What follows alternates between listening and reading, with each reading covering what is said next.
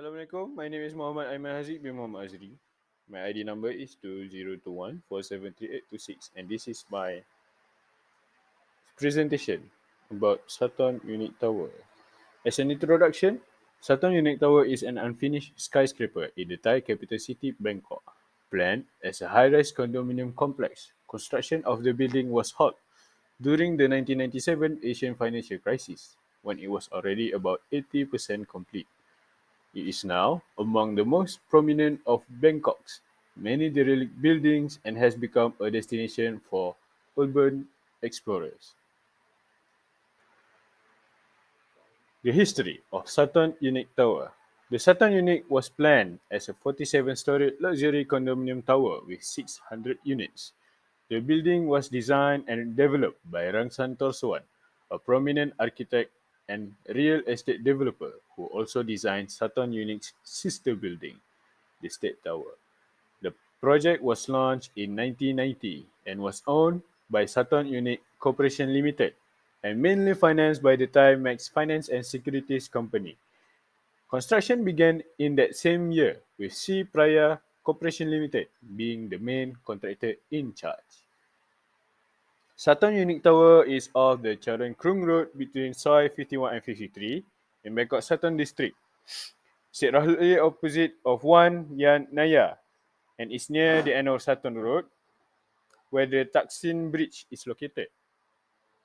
The building whose design features net 49 stories, including two underground levels, occupies approximately 3,200 square meters of land and is connected to an adjacent 10-story parking garage.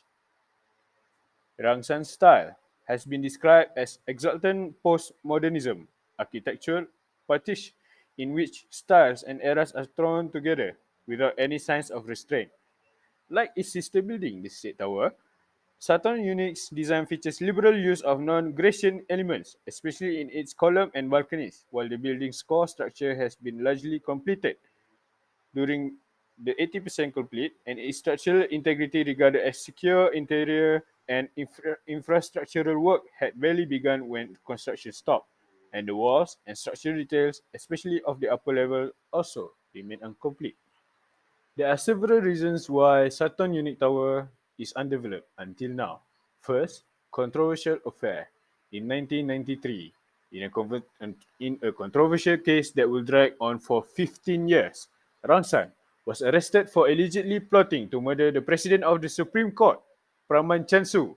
Even though the murder never took place, Rangsan was found guilty in 2008 but later acquitted by the Court of Appeals in 2010. Next is financial crisis. When the Asian financial crisis hit the 1997, Bangkok's real estate market collapsed and the finance companies that had funded the project went bankrupt and were subsequently liquidated. Construction projects across the city came to a halt and Bangkok was left with over 300 unfinished high-rise projects. Third and lastly is owner's intentions. According to a blog, there are several lawsuits barring the owner from redevelop the building after the Asian financial crisis. Hence, the owner decided to not want to develop the building anymore. Instead, he was planning to open a small-scale real estate company to stabilize their family's company. Here I present three main suggestions that I come up to overcome all three problems. One, stay neutral. One of the ways to avoid controversial affairs is to stay neutral towards all parties, so that the owner itself could avoid any inclusion in controversial affairs. Two, we are talking about budget. Make a proper thorough budget planning so that the owner could overcome a financial crisis, such as the Asian financial crisis in 1997. Three, not all of you know about a demurrer. According to the last info, the owner can file a demurrer to tell the court that the complaint filed by the plaintiff does not meet the legal requirements, to tell the owner the reasons why he is being sued. This is to overcome the reason why he is being lawsuit after the Asian financial crisis. For your information, now the building has become known as an urban exploration destination and has also received attention for international visitors. Despite being officially off limits to the public, access reportedly can be gained by bribing security guards on the premises. The building reappeared in the news in December 2014 when the body of a Swedish man was found hanged on the 43rd floor. The cause of death was determined to be suicide. So the news prompted discussion regarding the safety and security of the building.